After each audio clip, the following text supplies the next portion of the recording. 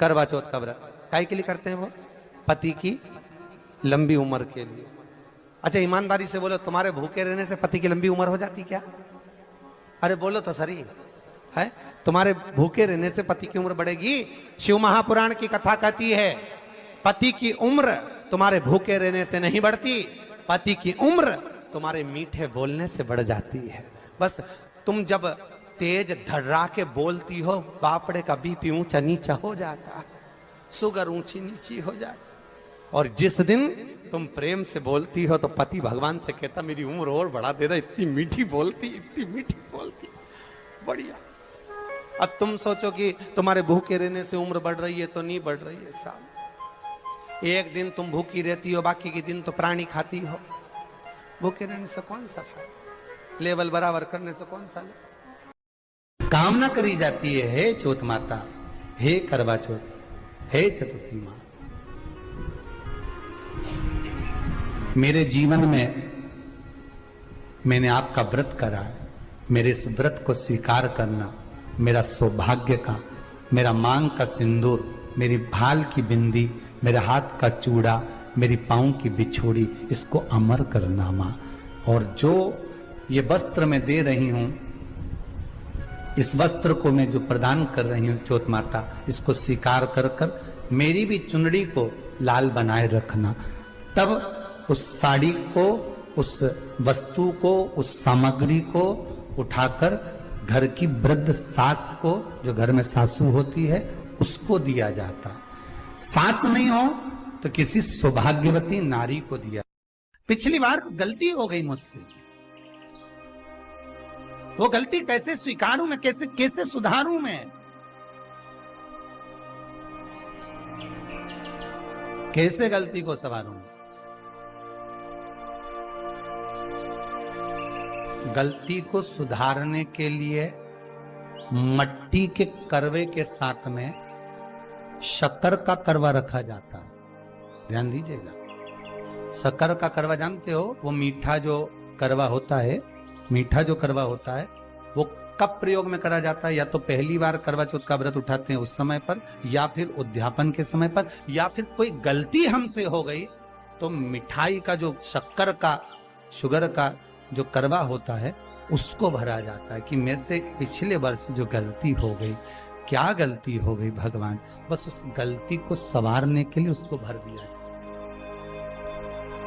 मिलता है बाजार में, आपने देखा कि नहीं देखा वो पता नहीं, पर मार्केट में आता है शक्कर का करवा, शुगर का करवा। और एक बात, करवा चौथ की कथा से एक सीख हमेशा मिली है, और वो सीख आप भी अपनी जिंदगी में जरूर उतारो। करवा चौथ की कथा में आता है, भाई बहन को भोजन कराने के लिए बुलाते हैं। पढ़िए ना कथा। उस दिन भाभियों का भी करवा चौथ का व्रत है, सेठानी का भी करवा चौथ का व्रत है, और बेटी का भी करवा चौथ का व्रत। पर भाई जब भोजन करने बैठे तो बहन को आवाज लगाई, आजा जीजी भोजन कर ले। दीदी आओ भोजन करो। दीदी ने कहा नहीं, आज मेरा व्रत है, जब तक चांद नहीं देखूंगी तब तक मैं व्रत नहीं छोड़ सकती।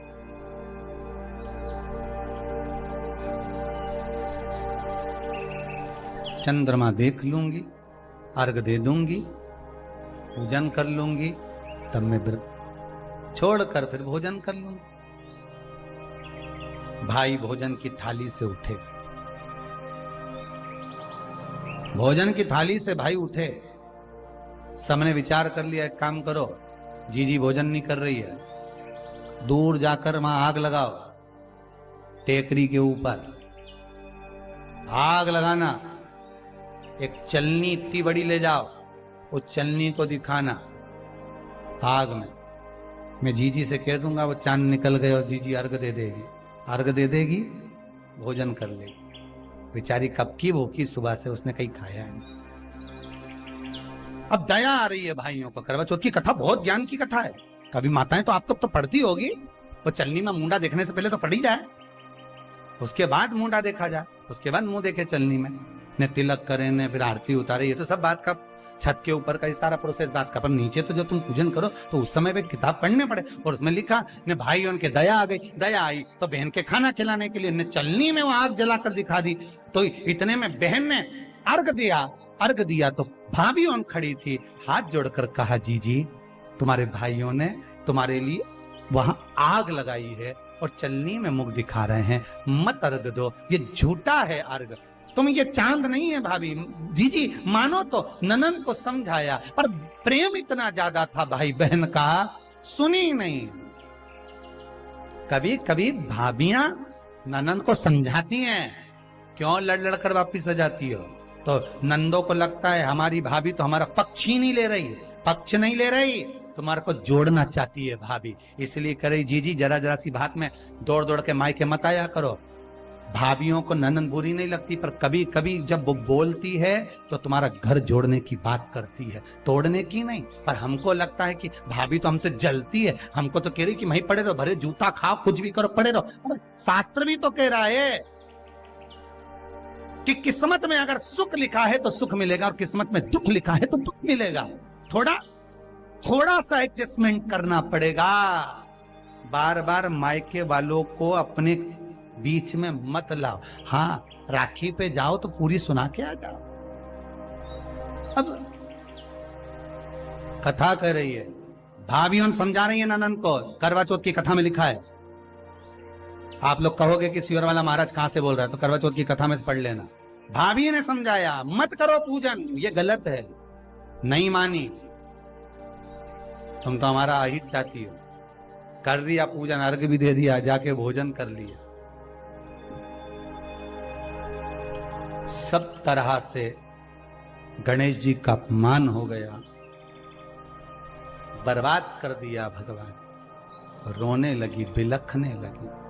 पूछा, अब मां के गले लगकर रो रही थी सेठानी के मां, बर्बाद हो गई है, सब कुछ नष्ट हो। मां की आंख में आंसू थे। गलती क्या हुई है कुछ मालूम है?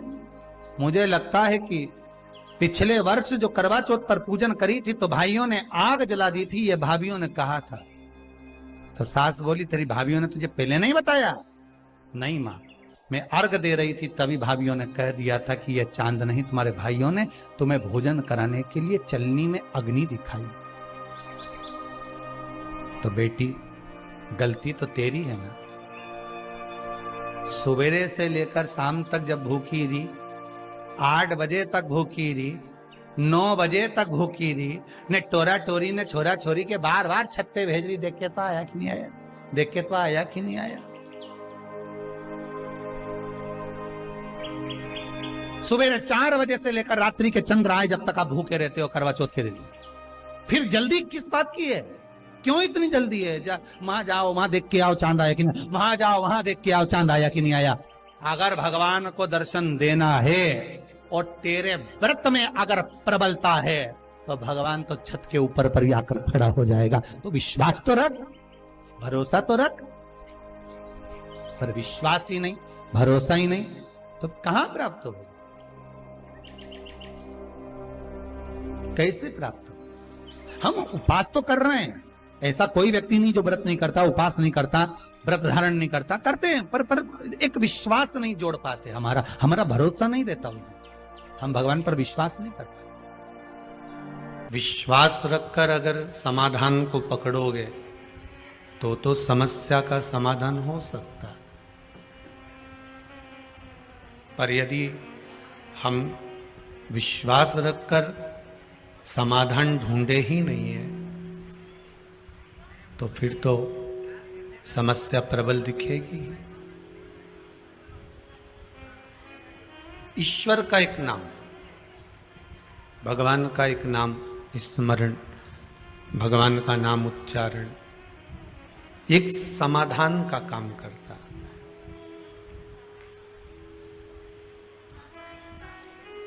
और जितनी देर आप कुबेरेश्वर धाम में बैठे हैं या आस्था चैनल के माध्यम से कथा सुन रहे हैं या फेसबुक यूट्यूब पर कथा श्रवण कर रहे हैं, जितनी देर आप बैठे हैं उतनी देर आपका मन, चित्त, वृत्ति शिव में होना चाहिए।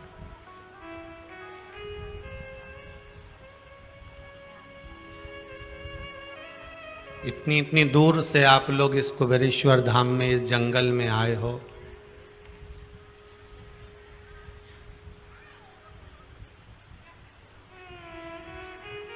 कथा को श्रवण करने के लिए आए। फिर कहूंगा, केवल शिव पुराण की कथा नहीं है, शंकर के सामने बैठे हो तो समझ लेना जैसे क्लास टीचर के सामने बैठकर हाजिरी भराती है, ऐसे ही आपकी हाजिरी भरा रही है। और कथा सुनकर जब आप यहां से जाएं, जितनी शांति से बैठ सकते हो, जितने आनंद से बैठ सकते हो, बैठकर जहां मौका मिल जाए, जहां जगह मिल जाए, जैसी जगह मिल जाए, जहां तक आवाज आ जाए, वहां तक श्रवण कर लो। जब यहां से जाओ तो कुबेरेश्वर महादेव से निवेदन कर कर जाना, इस भूमि को, कंकर शंकर को निवेदन कर कर जाना, हे भोलेनाथ, हे त्रिकालदर्शी, हे कैलाशी, हे अविनाशी, हे ओगढ़दानी, हे भोलेनाथ, बड़ी कामना लेकर आई हूं मैं, विश्वास लेकर आई हूं, और मेरी वो मनोकामना आप पूर्ण करोगे, ये मुझे विश्वास है।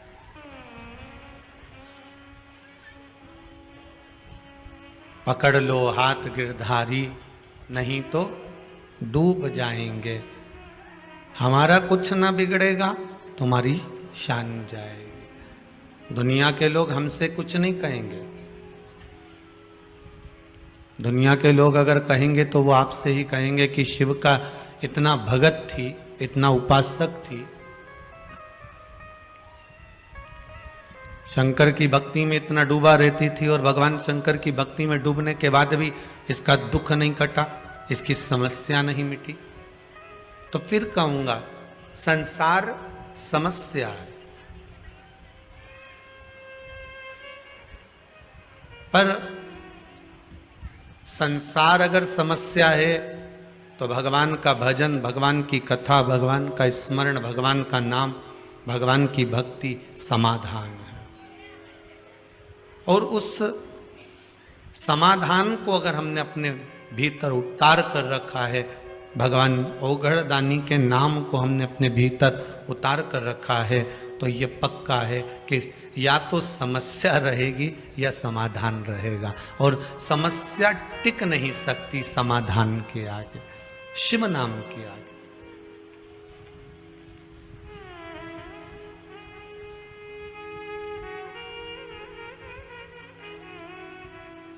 जैसे ब्रह्मा जी के मन में कहीं कहीं संकोच उत्पन्न हो जाता था,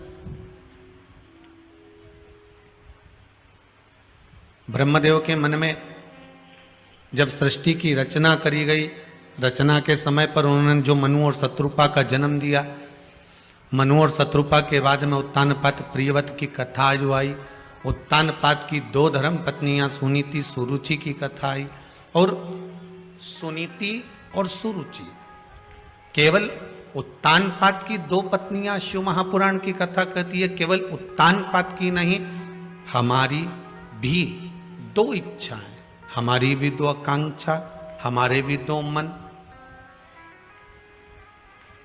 हमारी भी 2 इच्छा, हमारे भी 2 मन है, हमारी भी 2 आकांक्षा। केवल उत्तानपाद की 2 पत्नियां नहीं है, हमारी भी 2 इच्छाएं। एक सुनीति है और एक रुचि। श्रीमद् भागवत कथा में भी वर्णन किया गया है, भागवत वक्ता कहते हैं कि एक सुरुचि है, एक सुनीति है।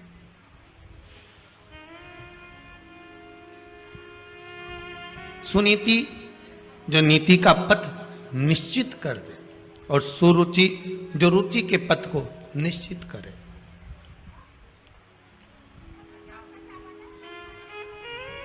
रुचि में आज की दुनिया चलती है, पर नीति में नहीं चलना चाहती। अगर किसी से कह दो कि आप नीति के पथ पर चलिए, आप नीति का मार्ग प्रशस्त कर कर चलिए, तो शायद जीवन सार्थक हो जाए।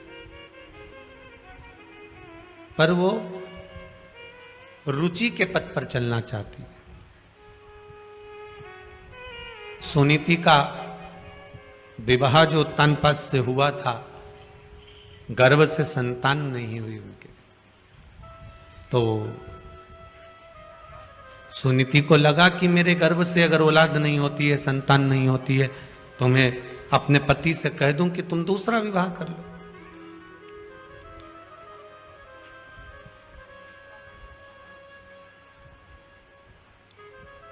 अगर परमात्मा ने संतान का सुख नहीं दिया, हां, शंकर भगवान की कृपा हो जाए और आपके घर में संतान हो जाए, ये शिव की कृपा है, ये उसकी उदारता है।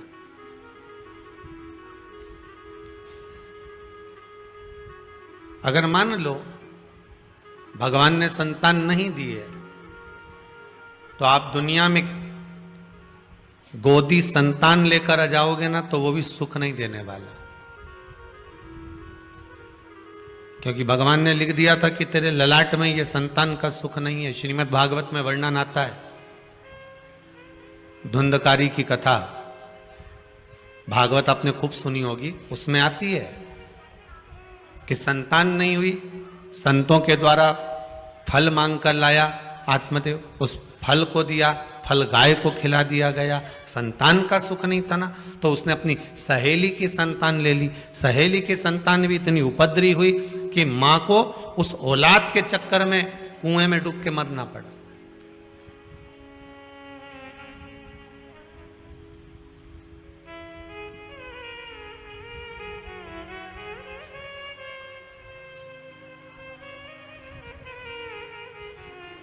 केवल संतान का सुख, कई माताएं आकर कहती, गुरुजी हमारी बहू के यहां छोरी है, भगवान से प्रार्थना करने आए, छोरा हो जाए। अच्छा, पर श्री शिव महापुराण की कथा तो कहती है कि बेटा एक कुल को तारता है और बेटी दो कुल को तारती है। और मान लो बेटा हो भी गया, आपने मांग कर, विनती कर कर मांग भी लिया और भगवान ने दे भी दिया, और वो बेटा अगर आपको सुख नहीं देगा तो आप क्या करोगे? फिर क्या करोगे?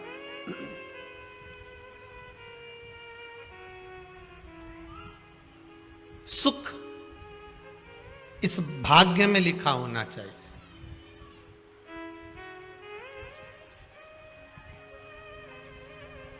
सुख इस भाग्य में लिखा होना चाहिए। ये विसावानिया परिवार और सारस्वत परिवार, इन दोनों से अगर आप पूछेंगे, दोनों से पूछ लेना, ये जो कथा हो रही है, ये कथा के यजमान दूसरे थे।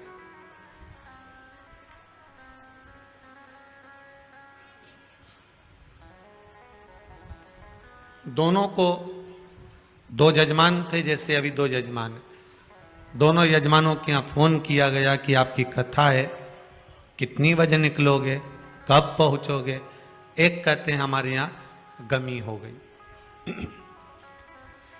दूसरे को फोन लगाया, उन्होंने कहा साहब हमारे यहाँ ये प्रॉब्लम हो गई। अब समीर जी और आशीष जी आए, जजमान नहीं है। हमने कहा पहले कोई जजमान जो अपने नाम लिखा कर गए हैं और उन्होंने कहा होगा कि अगर कोई यजमान ना बने तो हमें सूचना देना, बस वही ढूंढ लो।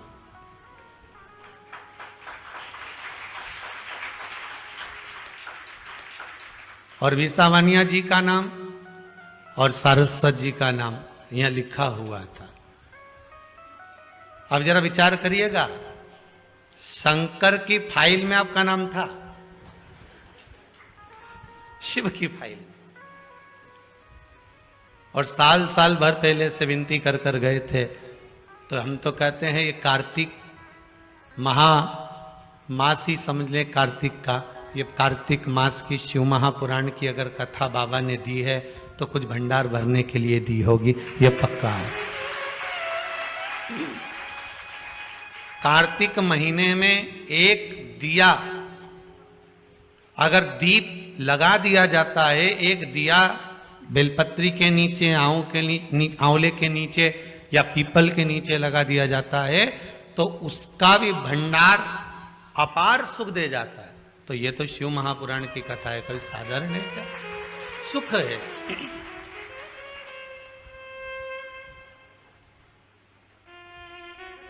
जीवन का एक आनंद देने वाली।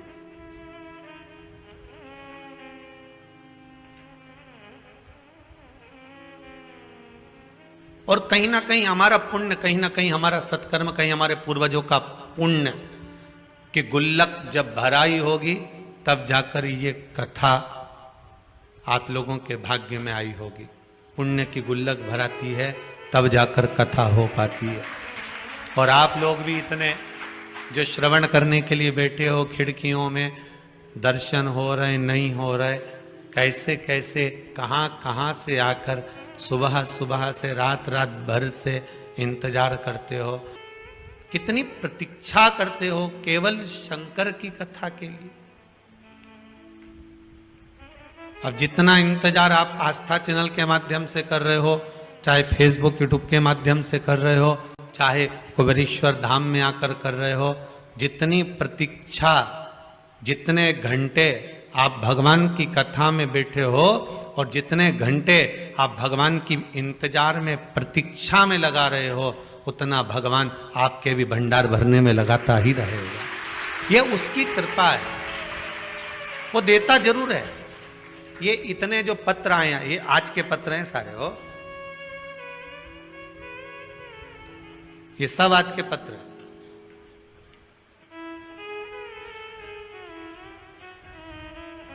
और ये पत्र ये केवल आप लोगों के स्नेह और प्रेम के हैं, जो मेरे शंकर ने आप पर करुणा लुटाई है उसके हैं।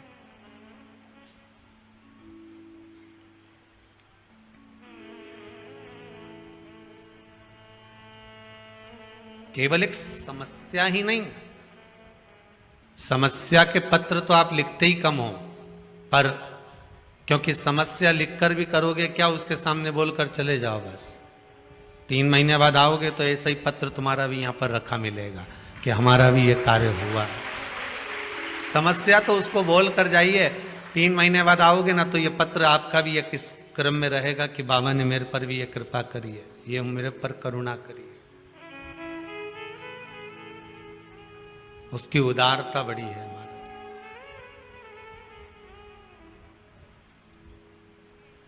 सुनीति और सुरुचि, अगर भगवान ने ललाट पर संतान का सुख लिखा है तो संतान सुख देगी। फिर वो पड़ोसी के बच्चे क्यों ना सुख दे दें, देवरानी जेठानी के बच्चे क्यों ना सुख दे दें, आपके बच्चे क्यों ना सुख दे दें, फिर वो संतान का सुख है तो भगवान देगा, कैसे भी देगा। और अगर ललाट पर भाग्य में संतान का सुख नहीं है तो तुम चाहे किसी की भी औलाद को लेकर गोदी में बिठा लो, चाहे किसी का भी खर्चा उठा लो, जब भगवान ने तुम्हें अपनी निधि और वो सुख से वंचित क्यों रखा, संतान के सुख से वंचित क्यों रखा, जब सारी दुनिया को औलाद दी, सारी दुनिया को संतान दी, तो तेरी गोदी खाली क्यों रह गई।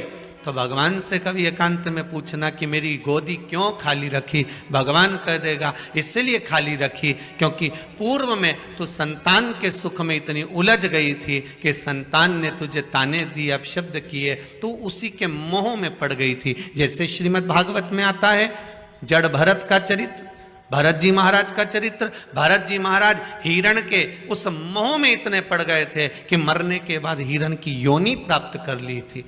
तू उस मोह में ना पड़ जाए। अब की बार तेरा मानव का जो शरीर है वो आखिरी मिला है, इसके बाद तेरा जन्म मनुष्य का नहीं होगा, इसलिए मैंने तुझसे संतान के सुख को खींच लिया है जिससे तू भगवान की भक्ति में डूब जा, शिव के स्मरण में डूब जा, राम नाम कृष्ण नाम में डूब जा। जितनी भगवान की भक्ति करेगी इसके बाद तेरा जन्म नहीं है, इसके बाद तो तू मेरी हो जाएगी, इसके बाद तू परमात्मा की हो जाएगी, फिर तेरा कोई जन्म नहीं है।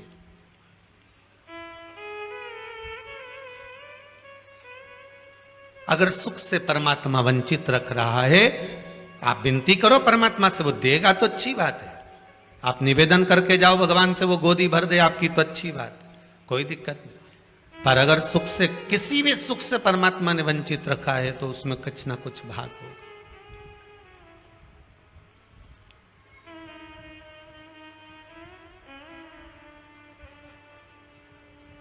एक बेटी का संबंध हो गया था, कहीं शायद जबलपुर से आए थे वो लोग, बेटी का संबंध हो गया था और संबंध होने के बाद में टीका हो गया, सब कुछ हो गया, तिलक हो गया, गोद भरा गई, सारा काम हो गया, फोटो खिंच गए।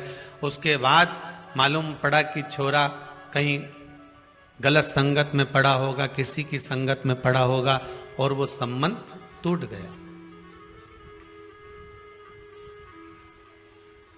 शादी अभी ना उम्र में थी उसकी माँ आई थी शायद, अब गई होगी है कि नहीं आप पता नहीं, तो आंखों से आंसू बह रहे थे, मेरी बेटी का संबंध टूट गया।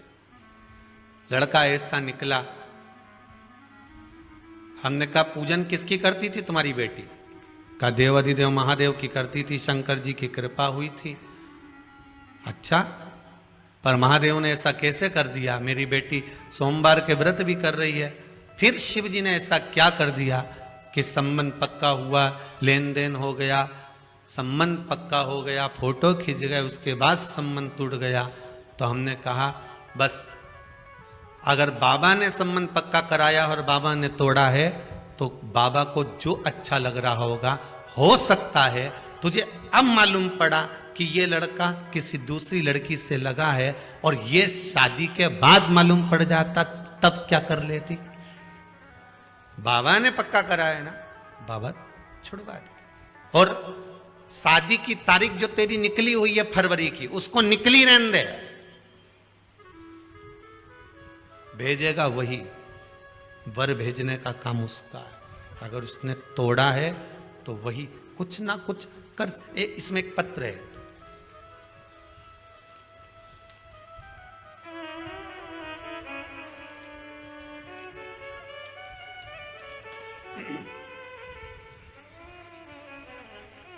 श्री नितिन जी पंचाल, इन्होंने पत्र लिखा है। गुरुजी, मुझे इंदौर के गवर्नमेंट कॉलेज में इंजीनियरिंग में एडमिशन लेना था। उसके लिए मैंने 2 बार काउंसलिंग के फॉर्म भी भरे, परंतु दोनों बार मुझे कोई गवर्नमेंट कॉलेज नहीं मिला। इससे मैं बहुत निराश भी हो गया था। इस कारण से मैंने इस पूरे संदर्भ को इस कथा के यजमान, अच्छा, अभय जी सारस्वत अंकल जी और आंटी जी को बताया था। जरा माइक देना बच्चे को, जरा बताया। तो अंकल जी और आंटी जी ने मुझे 2 उपाय बताए थे, एक बेलपत्र वाला, एक बेलपत्र की जड़ वाला। बच्चे को दीजिएगा। श्री शिवाय नमस्तुभ्यं। नितिन पंचाल जी आप ही का नाम है? जी। कहाँ से आए हुए हैं? इंदौर से। इंदौर से। बाबा ने क्या कृपा करी आप पर? पहले 2 बार काउंसलिंग के राउंड में नाम भरा था, लेकिन दोनों बार नहीं आया। उसके बाद फिर अंकल आंटी ने बताया कि ये वाला उपाय करो तो तेरा एडमिशन पक्का हो जाएगा। मतलब बोल दिया था पक्का हो ही जाएगा। तो फिर मैंने ये 2 उपाय किए और उसी दिन मेरा एडमिशन भी हो गया, और वो भी गवर्नमेंट कॉलेज में। वाह वाह, बाबा की कृपा। हम जिस दिन आए थे उस दिन शाम को इसका फोन आया कि आंटी मेरा नंबर नहीं आया 2 में। मैंने कहा तू चिंता मत कर, तेरा नंबर जरूर आएगा। बाबा की कृपा, बहुत बहुत धन्यवाद। बैठिए विराजी। ये बाबा की करुणा है, कृपा है। कृपा बिना कुछ नहीं होता सब। अगर भाग्य में लिखा होगा ना बाबा ने, तो वो मिलेगा जरूर। और एक और चीज कहेंगे, माता पिता कभी अपने बच्चों का गलत नहीं सोचते। बेटा अगर कपूत भी है ना, तो भी माँ उसको गाली दे देगी, अपशब्द कह देगी, ताना दे देगी और कह देगी तू मेरे लिए मर गया, पर फिर भी माँ दिल से दुआ ही देगी। भले वाणी से बद्दुआ दे देगी पर दिल से दुआ देगी। ऐसा ही मेरा शंभु, मेरा त्रिकालदर्शी, मेरा कैलाशी, मेरा शिव है, वो कभी बुरा नहीं कर सकता, कभी बुरा नहीं करेगा। दुनिया के लोग भ्रम उत्पन्न कर सकते हैं कि बताओ वो सियोर वाले महाराज ने ये चढ़वा दिया, इससे ये बुरा हो जाएगा। कभी बुरा नहीं हो सकता अगर आपका भाव शुद्ध है तो।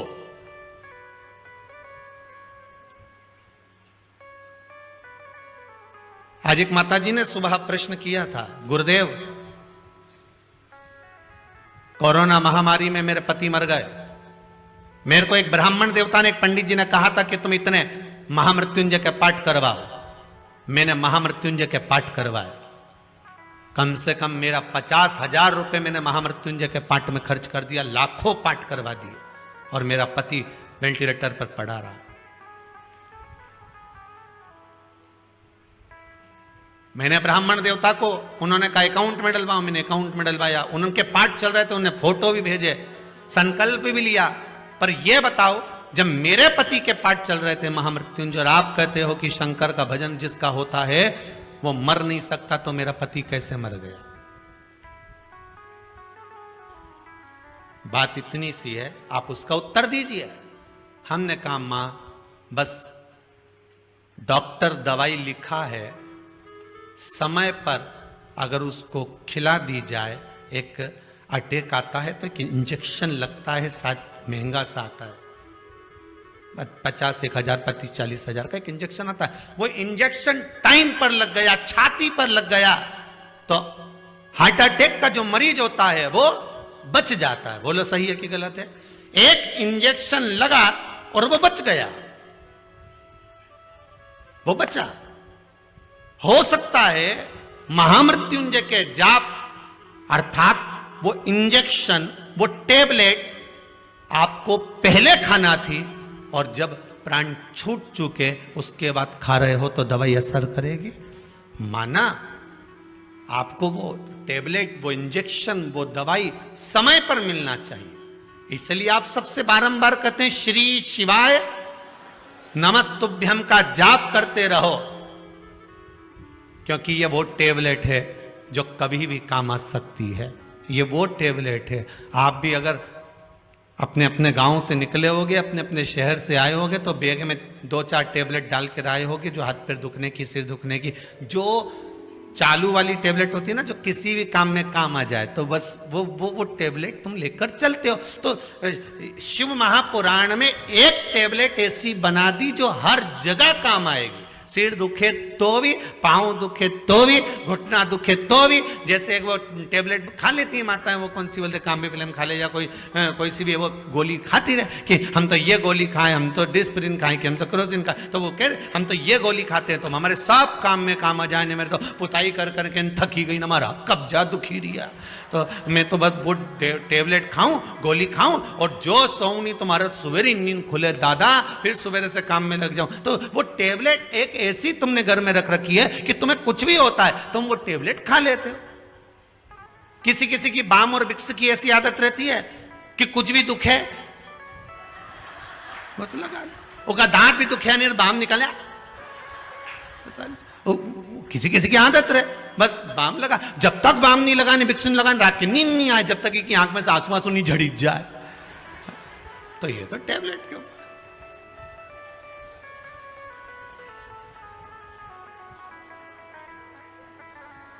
किसी किसी की आदत रहती है कि थोड़ी सी भी तकलीफ आई तो ये 2-3 बार अगर बीपी नहीं नब्बा ले तो इसको आनंद ही नहीं आए। तो भाई नापो, मेरे को ऐसा लग रहा हमारे घबराहट हो रही है, सिर पे पसीना आ गया, अब सब लेवल में, तो फिर काय से हो रहा है? फिर डॉक्टर साहब ने पूछा,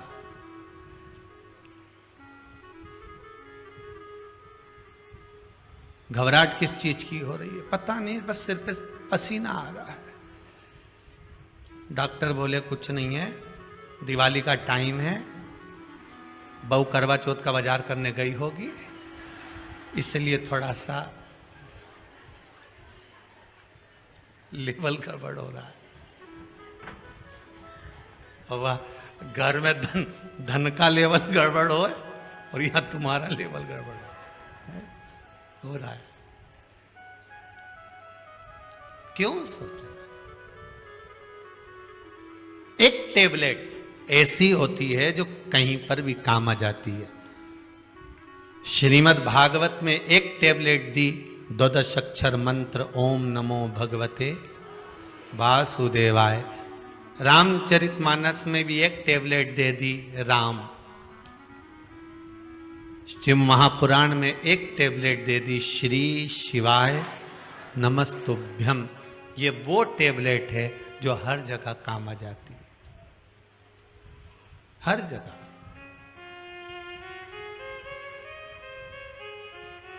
आपकी भावना, आप अगर दिल से हृदय से भगवान की भक्ति में लगे हो तो यह विश्वास मानकर चलना कि भगवान आपकी कामना पूर्ण जरूर करेगा। बस हिम्मत मत हारना। दुनिया के लोग डराते जरूर हैं, जैसे ध्रुव जी को डराते थे, डराएंगे। आप भगवान को कैसे भी रिझा रहे हो, भगवान से भय मत खाना, अपने कर्म से भय खाना। फिर कहेंगे किसी से मत डरो, पर अपने कर्म से जरूर डरो, क्योंकि कर्म का भोग तो परमात्मा को भी भोगना पड़ता है। आपको किसी से डरने की जरूरत नहीं है, कर्म से डरने की जरूरत है। संसार सागर में आए हो, किसी धर्म की जगह पर जाना, मंदिर जाना, देवालय जाना, सत्संग में जाना, संकीर्तन में जाना, भजन में जाना, कथा में जाना, कीर्तन में जाना, पूजन में जाना, स्मरण में जाना, तीर्थ जाना, सारी दुनिया में पाप कर्म कर लोगे चल जाएगा, पर कहीं धर्म की जगह पर पाप कर्म मत करके आना, नहीं तो जिंदगी पूरी नरक में निकल जाएगी। और आज के जमाने में जितना भी पाप कर्म हो रहा है वो धर्म की जगह पर ज्यादा हो रहा है।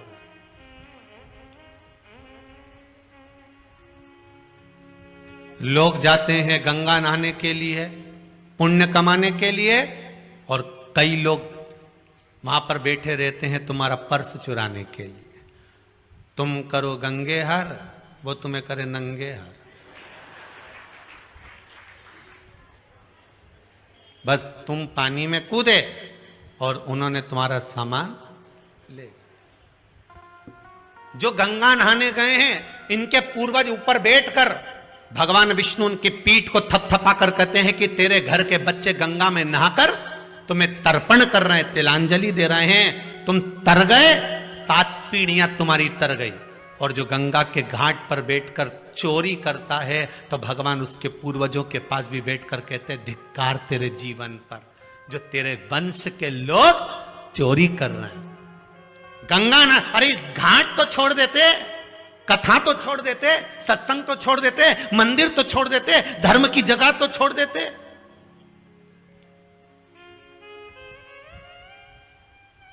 पुण्य की जगह तो छोड़ दो,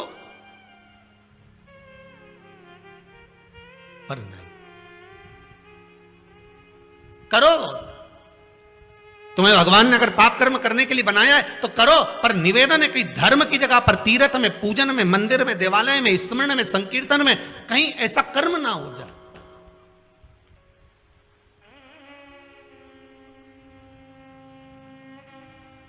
बचिएगा बेकार कर्म से, धर्म की जगह पर जाकर। उस कर्म का भोग बड़ा विचित्र भोगना पड़ता। सुनीति और सुरुचि दोनों प्रबल हैं। सुनीति के संतान नहीं है, अपनी काका की लड़की से शादी कर दी अपने पति की और उसका विवाह कराई, तो सुनीति का गर्भ ठहर गया। भगवान परीक्षा बहुत लेता है, बहुत परीक्षा लेगा। पहले तो भगवान देता नहीं है, और अगर देगा तो भगवान फिर विचार करेगा कि इसने सही जगह पर लगाया कि नहीं लगाया।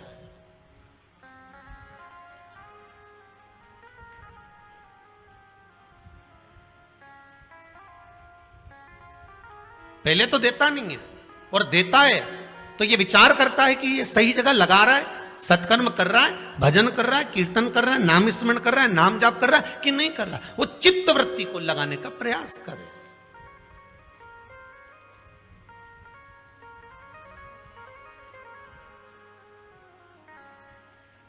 इस मन को सुनीति भी गर्भ से हो गई। सुरुचि को लगा मेरे ताऊ की लड़की ने मेरे साथ छल कर दिया, धक्के मार कर निकाल दिया गर्भवती उस नारी को। सुरुचि घर में है, उसका भी गर्व है, सुनीति वन में है, उसका भी गर्व है। समय आया, सुनीति का भी पुत्र हुआ ध्रुव और सुरुचि का भी पुत्र हुआ उत्तम। सुनीति का जो पुत्र हुआ था ध्रुव 4 वर्ष की अवस्था धारण कर कर माँ की गोद में बैठा था। माँ की गोद में बैठा, एक दिन देवर्षि नारद ने उनको कह दिया, कहाँ जा रहे हो? कहाँ? मेरे पिता कौन है मुझे मालूम नहीं है। मेरे पिता? तब देवर्षि नारद कहते, उत्तानपाद तुम्हारे पिता हैं। और उत्तानपाद के पास गया, गोदी में बैठ गया तो छोटी माँ ने उसको गोदी से उतार दिया। तो पिता की गोद में बैठने के लिए रोता है? उतार नीचे। अगर तुझे पिता की गोद में बैठना है तो मेरे गर्भ से जन्म लेना पड़ेगा और मेरे गर्भ में आने के लिए भगवान का भजन करना पड़ेगा। और रोता रोता अपनी माँ के पास चले गया, माता सुनीति के पास में। और नीति नीति होती है, नीति सतमार्ग बताने वाली होती है। नीति कभी गलत मार्ग पर अपने बच्चों को नहीं भेज सकती।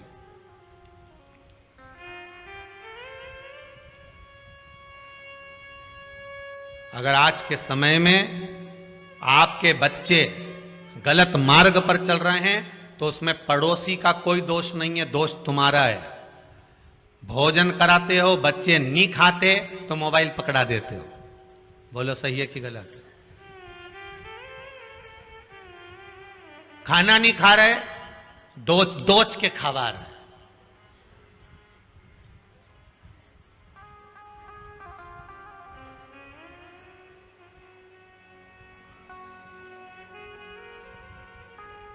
पहले के समय में छोटा सा बच्चा रात्रि को अगर जाग जाता था तो माताएं लोरी गाकर सुलाती थी। बोलो सही है कि गलत है? बहुत प्रेम से हाथ रखकर धीरे धीरे, चंदा मामा पूर के पुआ पकाए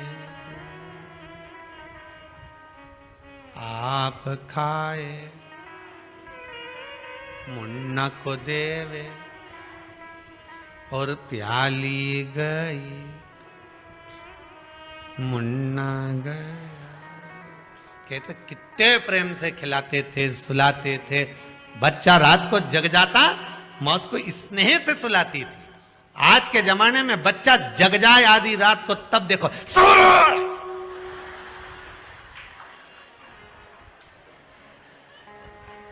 ऐसी चिल्लाए कि पड़ोसी जो सो रहा वो जाग जाए। उठ के बैठते से बोला, अरे ओ जगदम्बा तेरे हाथ जोड़ो, काय चिल्ला रही है? लो तुम चुप करा लो। ऐसी औलाद पैदा हुई है, सो जा। आधी रात को तांडव चल रहा है कि तू तो काली रे कल्याणी रे जित देखूं ते जोग माया। तू कौन से गांव से आई मारी माई? कौन गांव की? और तू तो मेरे संग परनाई मारी। गजब। लो तुम चुप करा लो। अब वो बेचारा दिन भर दुकान में थका, नौकरी में थका, फिर भी आधी रात को लेके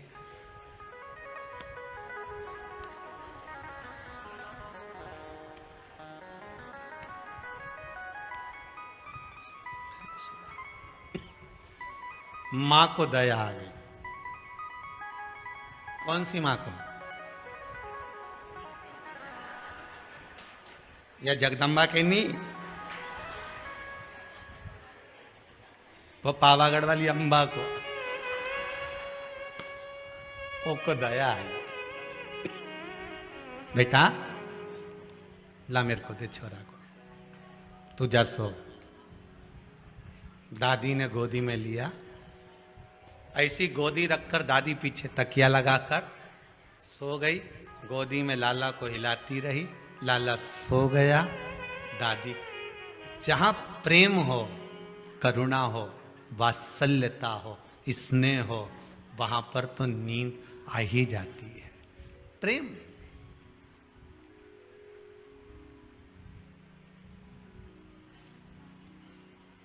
कथा में क्यों नींद आती है? किटी पार्टी में तो आई ही नहीं।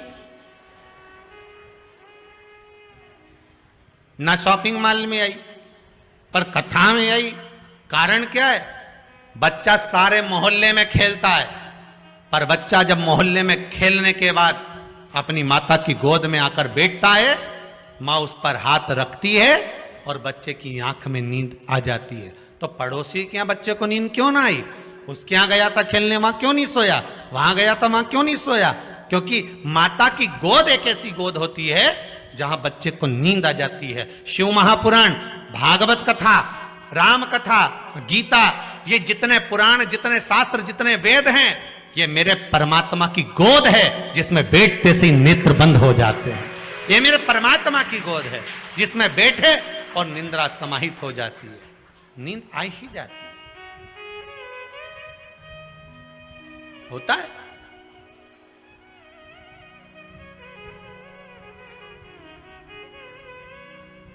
एक बार हरदा में कथा थी, लगभग 18 एक साल पहले की बात होगी, 18-19 साल पहले की। और वहां का दशहरा मैदान में खेल का ग्राउंड था, वहां कथा चल रही थी। कथा में टेंट लगा बहुत सारा, जनता भी खूब, बैठने की जगह अलग नहीं। अब वो एक खंबे से टिक के एक अम्मा बैठ जाए काला चश्मा लगा के। अब वो काला चश्मा लगा के बैठ जाए और उसके पास एक भी नहीं बैठे। अब जब जगह की कमी तो सरस सरक के बैठ जाओ, पर उसके पास एक नहीं बैठे। अब बार बार वही ध्यान जाए कि जब जगह नहीं है तो वहां क्यों नहीं बैठ जाता। हमने 2-4 से कहा कि खसक जाओ, बैठ जाओ, तो वहीं से मुंडी हिलाए।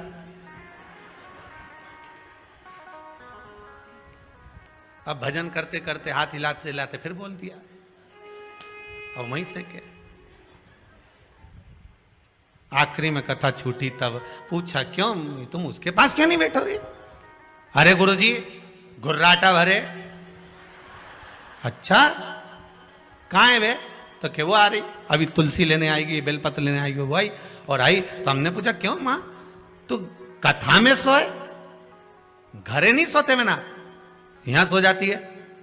कि गुरुजी माँ तो नर्मदा मैया के 4 नरियल चढ़ाऊं, ऐसे ही 2 बजे से 5 बजे तक कथा हमारी हरदा में होती रहे, वो बहू से पीछा छूटा रहे और यहीं सोती रहो।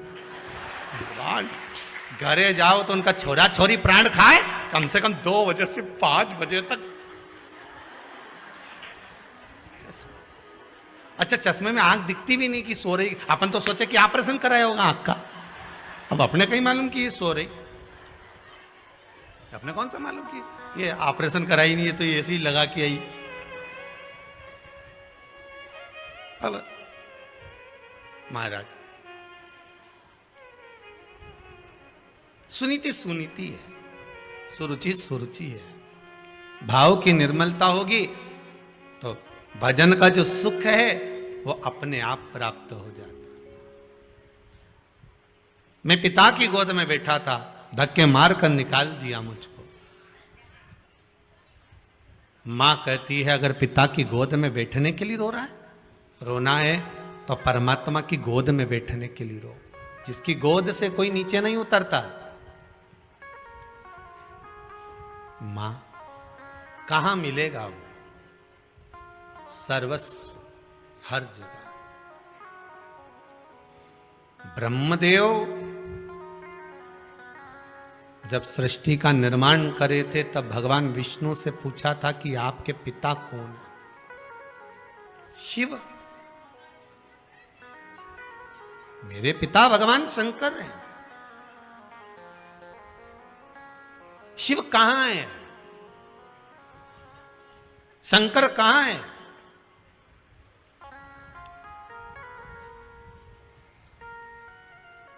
भगवान विष्णु ने कहा था ऐसा कोई कण नहीं जिसमें शिव नहीं। अपने गले की हसली का हीरा भगवान ने चमकाया। उस हीरे की रोशनी जो सूर्य में से निकलकर सामने दीवार पर जा रही थी, उसमें जो एक रेख बन रही थी, उस रेख में जितने कण दिख रहे थे, कभी आप भी प्रैक्टिकल करना, बच्चे लोग कांच चमकाते हैं, उस कांच को दीवार पर लगा दो और वो जो रोशनी जा रही है उसके बीच में आप देखेंगे बहुत बारीक बारीक कण दिखेंगे, बहुत बारीक बारीक। गले के हीरे का जो प्रकाश था, उस प्रकाश की जो रोशनी थी, उस रोशनी के बीच का जो क्रम था, उसमें जो कण कण दिख रहे थे, इतने कण। आप भी प्रैक्टिकल करके देखना, तुम्हारे यहाँ भी धूप आती होगी, छांव आती होगी, तो धूप में कांच रख दो, कांच का उजाला तुम्हारे घर में करो, उसमें जो रोशनी के बीच की जो जगह होगी, उस जगह से उस जगह के बीच में जो प्रकाश जा रहा होगा, उसमें बारीक बारीक ढेर कण हो। भगवान ब्रह्मदेव से कहते हैं यही कण, हर चप्पे चप्पे में, कण कण में शिव तो है, सब में। तेरी कृपा बिना न हिले एक भी अणु, लेते हैं श्वास तेरी कृपा से तनु तनु। हे गंगद्वार मुक्ति द्वार ओमकार तू, आयो शरण तिहारी भोले तार तार तू। कण कण में, सब में वही समाया, ऐसा कोई स्थान ही नहीं बचा जहां शिव तत्व ना, ऐसा कोई स्थान।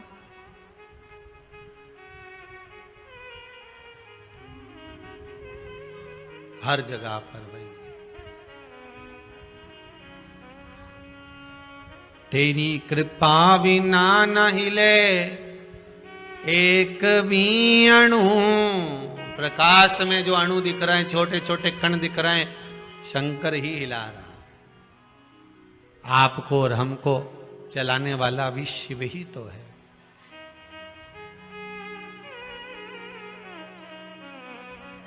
शंकर ही तो है।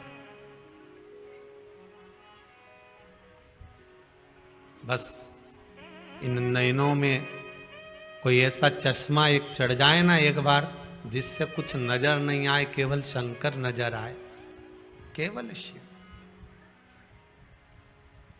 उसके सिवाय कुछ भी नहीं। केवल शंकर नजर आए और कुछ चाहिए ही नहीं।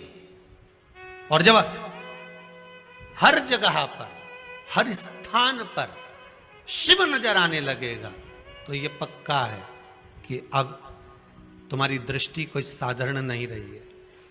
ध्रुव जी महाराज ने अपनी माता से पूछकर भगवान का तप करा तो ऐसा तप करा कि मैं मंत्र किसका जपूं। पहले तो नारद जी महाराज विचार में पड़ गए कि इसको गुरु मंत्र कैसा दिया जाए, मंत्र भी बड़ा प्रबल होना चाहिए। फिर निवेदन करूंगा, इस व्यास गादी से हाथ जोड़कर निवेदन करेंगे, पानी पियो छान और गुरु करो जान। 50 बार विचार करना, तब जाकर गुरु करना।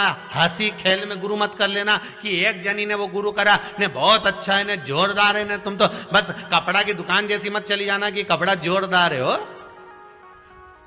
अगर कपड़ा जोरदार है तो पानी में भिंगो के देख लो। कपड़े वाले से कहना 2 मीटर कपड़ा दे, पहले पानी में भिंगो के देखूंगी, उसकी बात करूंगी। नहीं तो कहीं कहीं का कपड़ा तो अच्छा दिखे।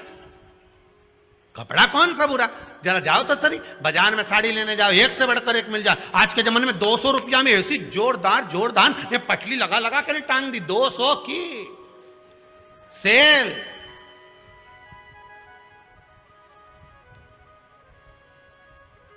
ले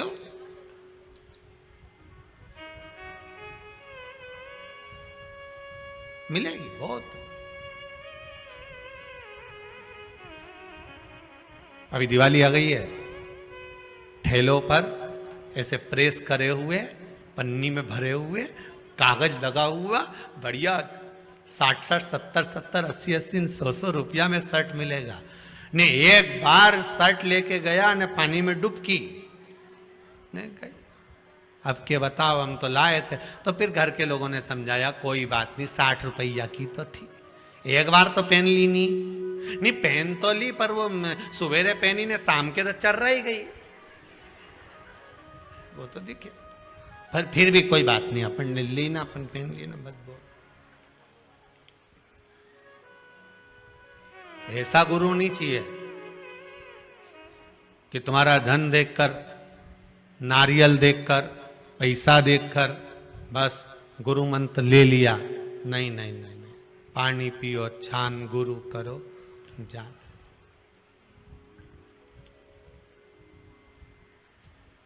पचास बार विचार करो कि गुरु मंत्र कोई साधारण मंत्र है?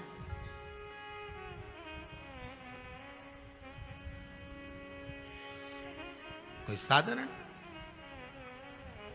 ऐसी रंगोरे गुरुदेव चुनर मेरी, ऐसी रंगो गुरुदेव।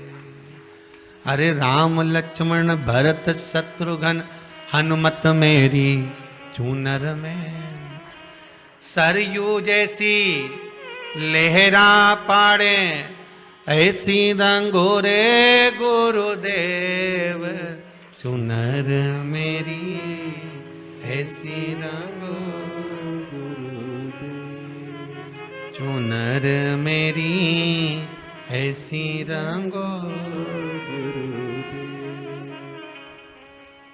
महाराज। अगर गुरु मिले तो ऐसा मिल जाए जो एक बार ऐसी चूनर को रंग दे कि कलर भी चढ़े तो ये सब पक्का कि फिर नहीं छूटे।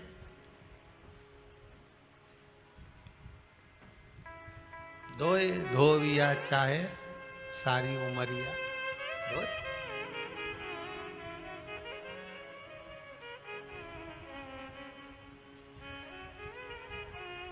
बस वो रंग दिया। अरे भोले तेरी काशी में, शंभू तेरी काशी में, बन तितली में उड़ती फिरा। ओ भोले तेरी काशी में, बन तितली में उड़ती फिरा। ओ भोले तेरी काशी में, बन तितली में उड़ती फिरा। ओ भोले तेरी काशी में, बन तितली में उड़ती फिरा। ओ भोले तेरी काशी में, ओ भोले तेरी काशी में, ओ शंभो तेरी काशी में। ओ भोले तेरी काशी में, ओ शंभो तेरी काशी में। ओ भोले तेरी काशी में, ओ शंभो तेरी काशी में। ओ भोले तेरी काशी में, हाउ से ओ शंभो तेरी काशी में, बन तितली में उड़ती फिरा। ओ भोले तेरी काशी में, बन तितली में उड़ती फिरा। ओ भोले तेरी काशी में हो।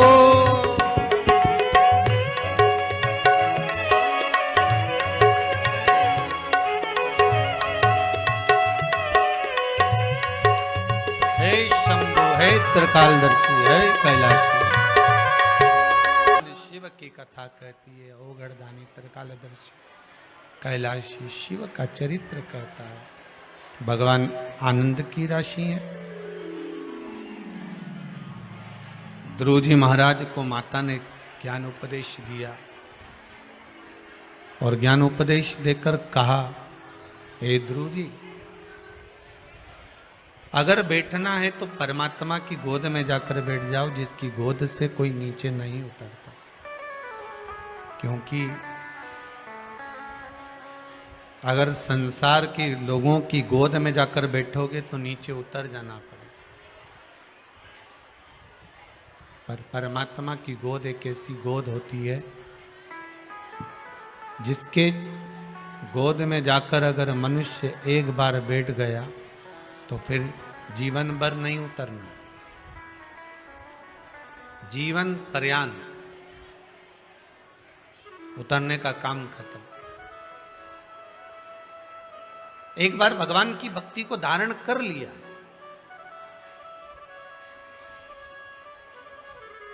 आपसे फिर निवेदन करेंगे, अगर शिव मंदिर में जाते हो, शंकर जी की आराधना करते हो, जो जल शिव जी को समर्पित करते हो, उसी जल में से थोड़ा सा आधी चम्मच जल अपने पात्र में वापिस लेकर आया करो। लाते हो? वापिस लाया करो, खाली पात्र वापिस नहीं लाना। जो भगवान को जल चढ़ाया है आपने, उस जल में से थोड़ा सा जल 2 बूंद भी लेकर आओगे ना, और वो जल अपने घर में छींटो, प्रतिदिन छींटो। उसका क्या फल मिलता है ये आपको 3 महीने में मालूम पड़ जाएगा। 3 महीने में मालूम पड़ जाएगा उसका फल कितना। मात्र उसके दरवाजे पर जाने का ही एक आनंद है, मात्र उसके चौखट तक पहुंच जाने का ही एक आनंद।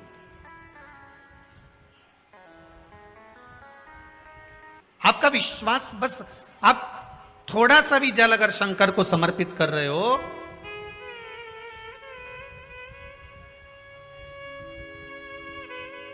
किसी ने पूछा कि गुरुदेव आप कहते हो कि पशुपति व्रत करो, तो पशुपति व्रत करते समय एक दिया, प्रसाद का एक भाग अपने घर पर लेकर आओ। पर हम जहां पूजन करने जाते हैं वहां पंडित जी बोलते हैं कि आप तो सारा सामान यही भगवान के लिए दिया लाए हो, तो दिया भगवान को ही लगाओ। जो भाग लेकर आए हो वो भगवान को समर्पित करो।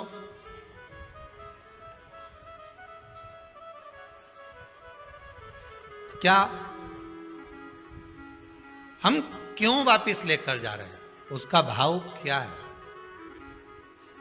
भगवान कभी अपने भक्त को, पशुपति व्रत का सबसे बड़ा प्रमाण ही यही है कि भगवान शंकर को आप 2 भाग दे रहे हो। कितने भाग दे रहे हो? 2 भाग। मतलब प्रभु मान लो अगर मेरा बचपन और मेरी जवानी दोनों में मैंने कुछ आपको नहीं दिया हो, तो ये भाग आपको दिया। मान लो अगर मैं जवानी अवस्था में हूं, अधेड़ी में हूं, बुढ़ापे में हूं, 2 भाग अगर मैंने आपको नहीं दिया, जीवन में कुछ प्रदान नहीं किया, मेरे जीवन में तकलीफ बहुत है, परंतु मेरे जीवन का जो भी भाग है मैं आपको देती हूं, आप कम से कम मुझे 1 भाग पुण्य का, सुख का प्रदान कर दे दीजिए। जब थाली में हम 1 भाग लेकर भी आते हैं ना, 16 सोमवार में भी यही नियम है। कौन कौन करते हो संकट सोमवार? करे किसी ने? 16 सोमवार के व्रत करने वाले कौन कौन है? जरा हाथ उठाओ। अच्छा, आप लोग करते हैं? रख लो, पीछे रख लो सब। 16 सोमवार का भी ये नियम है। अगर मिश्री के कर रहे हो, कि बेलपत्री के कर रहे हो, कि चूरमा के कर रहे हो, कि मलिदा के कर रहे हो, जिसके भी आप करते हो उसके 3 भाग होते हैं। उसका भी यही नियम। पर उस प्रसाद में से आप बच्चों को दे सकते हो, उस प्रसाद में से थोड़ा थोड़ा भाग अपने परिवार को दे सकते हो। पर पशुपतिनाथ के व्रत का विधान यह है कि जो भाग आप लेकर आए हो, जिसने व्रत किया है, और जो भाग उसका है वो उसी को प्राप्त होना चाहिए।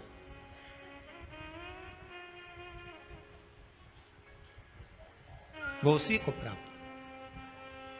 अगर हम जल चढ़ाने शंकर जी को जा रहे हैं, उसमें से 2 बूंद जल, थोड़ा सा भाग हम वापिस लेकर आ रहे हैं, तो ये समझ कर चलिए कि हम भगवान के चरणामृत को, भगवान के चरणोदक को, भगवान की चरण की रज को, और जो शंकर भगवान के शिवलिंग पर, शिवलिंग तो शंकर है, जलाधारी पार्वती है, 2 भाग जो जा रहे हैं वो कार्तिकेय गणेश हैं, बीच में अशोक सुंदरी है, ऊपर से जो जल गिर रहा है जया विषहरा सामरी बारी दौतली देव, शिव जी की 5 बेटियां हैं, और जहां से जल बहकर जा रहा है वहां 33 कोटि देवताओं का भाग है। ऐसे जल को जब हम लेकर आते हैं तो उस जल से हमारा घर, मन, तन सब पवित्र हो जाता है, सब पवित्र। थोड़ा प्रयास करें। हम तो यहां तक कहेंगे अगर व्यापार भी नहीं चल रहा हो ना, तो थोड़ा सा 2-3 दिन करके देख लो। अभी तो दिवाली का टाइम भी है, आपको मालूम पड़ जाएगा। 2-4 दिन करने में आपका जाता क्या? शंकर जी के मंदिर से चरणोदक लेकर आए, जल चढ़ाया, लाए, देव दुकान पर ले जाओ, छीटो जरा दुकान पर, देखें जरा सीवर वाला महाराज बहुत बड़बड़ करे, जरा देखा तुम तो ले जाओ जल।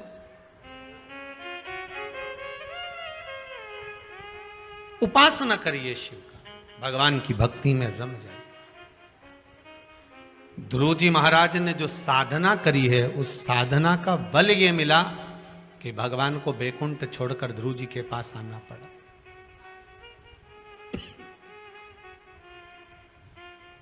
साधना का फल कभी खाली नहीं जाता।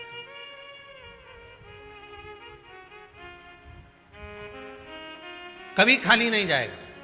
आप आस्था चैनल पर कथा सुन रहे हो, फेसबुक यूट्यूब पर कथा श्रवण कर रहे हो, चाहे कुबेरेश्वर धाम में कथा सुन रहे हो, इसका फल कभी खाली नहीं जाएगा। अगर शिव महापुराण की छोटी सी भी क्लिपिंग, छोटी सी भी वीडियो, छोटा सा भी भाग आपके पास पहुंच रहा है और आपको उससे प्रेरणा मिल रही है, आप उससे जाग रहे हो, तो वो खाली नहीं जाएगा, कहीं ना कहीं मिलेगा, प्राप्त हो। एक बहुत सरल सा मंत्र है, श्री शिवाय नमस्तुभ्यम। बहुत सहज सा मंत्र है, जिसका स्मरण कर लेने पर सब सुख मिल जावे।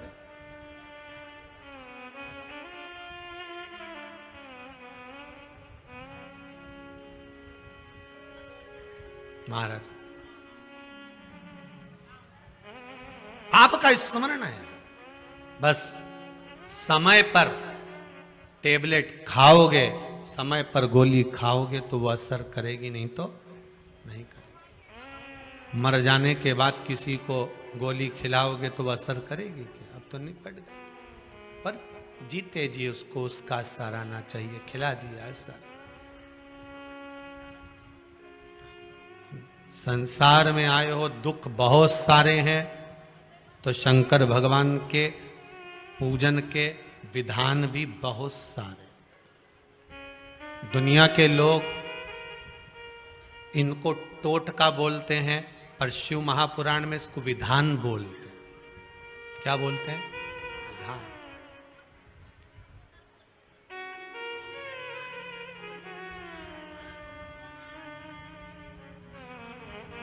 ये विधान है जो आपकी समय की अवस्था को, विधि को भी बदल सकता है। बस उसको समझने वाला चाहिए और सही मायने में उसको करने वाला चाहिए।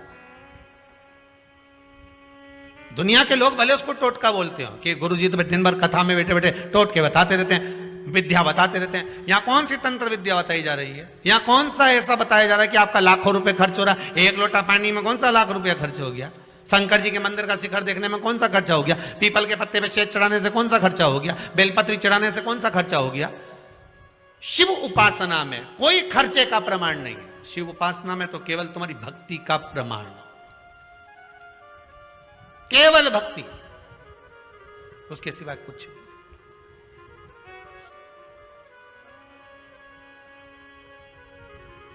यहां और कुछ है भी नहीं। महाराज ध्रुव जी महाराज ने जैसे साधा, ध्रुव जी ने शंकर भगवान को एक बात बहुत प्रिय है। शिव जी के दरवाजे पर जाओ तो एक बात जरूर कहो, भोलेनाथ मुझे मेरे भाग्य का देना, दूसरे के हिस्से का नहीं चाहिए। किसके भाग्य का चाहिए? मेरे भाग्य का। आज के जमाने में दुनिया के लोग दूसरे का भाग्य देखकर चलते हैं। गुरुजी जरा पत्रिका देखकर बताना, मेरे भाग्य में मेरी बेटी के हाथ का धन है कि नहीं? गुरुजी जरा पत्रिका देखकर बताना, मेरे हाथ में मेरे बेटे का धन है कि नहीं? फिर गुरुजी भी ऐसे मिलते हैं, तेरे भाग्य में तो गज केसरी योग चल रहा है, जमीन में से हंडा निकलेगा, तेरे पूरे परिवार में किसी को नहीं मिलेगा, तेरे को ही मिलेगा। गुरुजी जगह बता दोगे क्या? अमावस की रात को आऊंगा। रामचरित मानस की जब शुरुआत होती है तो एक कपटी साधु, रामचरितमानस में पढ़ना, कपटी साधु, साधु का रूप रखकर, जो पहले हार चुका था सेना, वो कपटी रूप रखकर राजा से कहता है कि मैं तेरे यहाँ आऊंगा और भोजन बनाऊंगा और तू ब्राह्मणों को बुला और भोजन करा। सुनी कि नहीं सुनी कथा? भोजन कराना। तब आकाशवाणी होती है कि ये तो कपटी साधु और तूने ब्राह्मणों को जो भोजन करा रहा उसमें मांस मिला, गलत है। मैं आऊंगा रात को और तुझे जगह बता दूंगा और तू तैयारी रखना और रात के और खोदना, और खूब खोदा साहब, इतना खोदा इतना खोदा इतना खोदा, फिर उनमें से कोयला निकला। तो हमने भी कह दिया लाइट की कमी हो रही, कोयला कंपनी को दिया, कोयला निकला।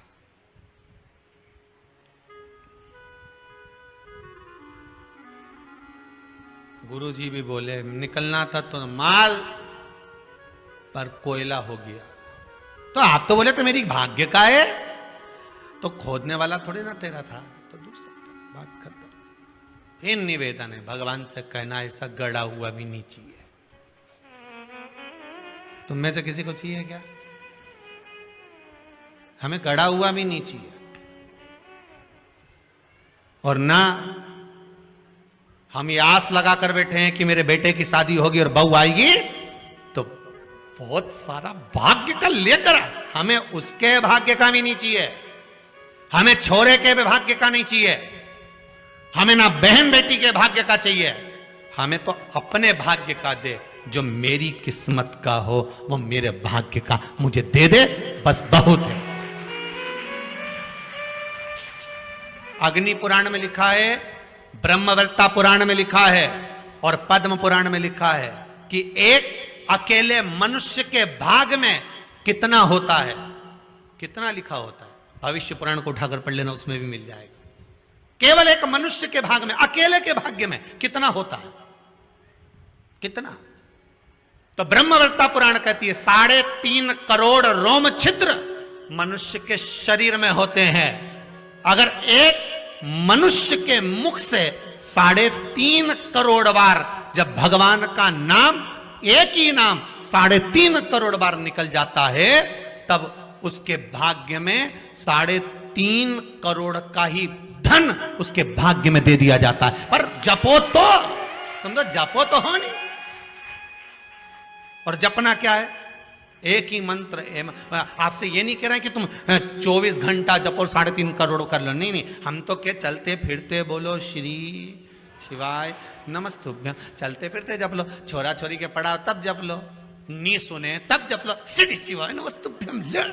तुम अब जपो, तुम तो खाते पीते हंसते बोलते गाते जो करो, श्री शिवाय नमस्तुभ्यं या राम राम कृष्ण नाम जो तुम्हारी मर्जी पड़े वो जपो, पर 3.5 करोड़ बार तुम्हारे मुख से भगवान का नाम निकलना चाहिए। पहले भी कथा में कहा, माला माल बनने के लिए सबसे पहला शब्द है माला, फिर बनेगा माल, अर्थात माला जपोगे तब माल आएगा। तो माला माल ऐसे ही हो जाओगे, तुम्हें कुछ नहीं करना है, 3.5 करोड़ बार भगवान का नाम जप कर देखिए।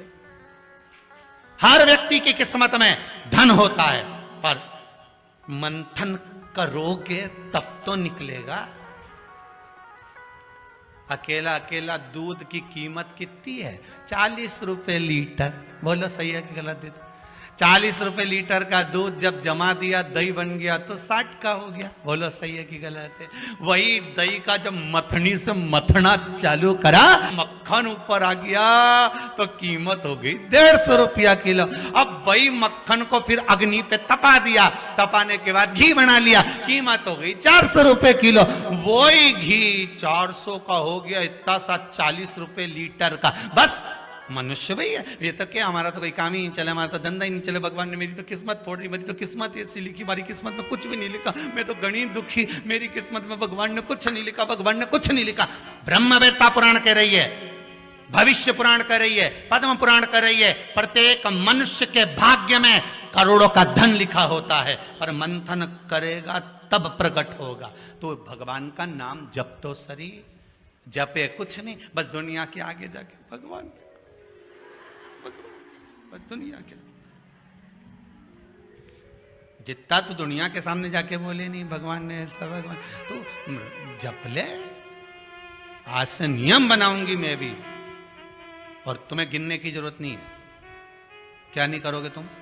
गिनोगे नहीं, गिनती वो करे। सही है गलत है? गिनती वो करे। तुम तो खाए जाओ, खाए जाओ, पेट भरा जाएगा तो अपने आप मालूम पड़ जाएगा कि नहीं, दादा अब तुम्हारा जलेबी नहीं खवाई, अब तुम एक रसगुल्ला नहीं खा सकती, अब तुम्हारा बस का है ही नहीं, तुम तो खा लो। नहीं दादा नहीं खाओ, तुम नहीं खाया जाए नहीं। अरे बोलो तो सर नहीं, बस जैसे भरा गया तो भराने के बाद में अगर खाओगा तो बस भगवान भी इंतजार में। जैसे ही 3.5 करोड़ बार तेरे मुख से नाम पूरा हो गया, उसके बाद तुझे नहीं देखना, फिर मैंने जो देना चालू करा, फिर नहीं तो रुक सकती, फिर बटोरे जा, कितना बटोर सकती है। जप ले, स्मरण कर ले, पर भजन करे तब तो, नहीं तो भजन करे तब।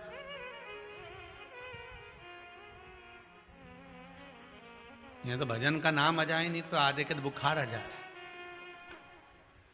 थोड़ी देर तक तो गाए तांबा का हंडा तो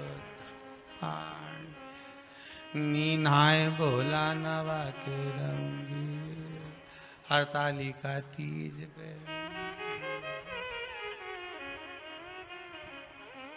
दो चार तो जहां पूजन हो नहीं, फुलेरा बंदे हरतालिका तीज पे, वहीं जहां आसन लगे ना वहीं पसरी जाए, वहीं आजू बाजू हरतालिका तीज।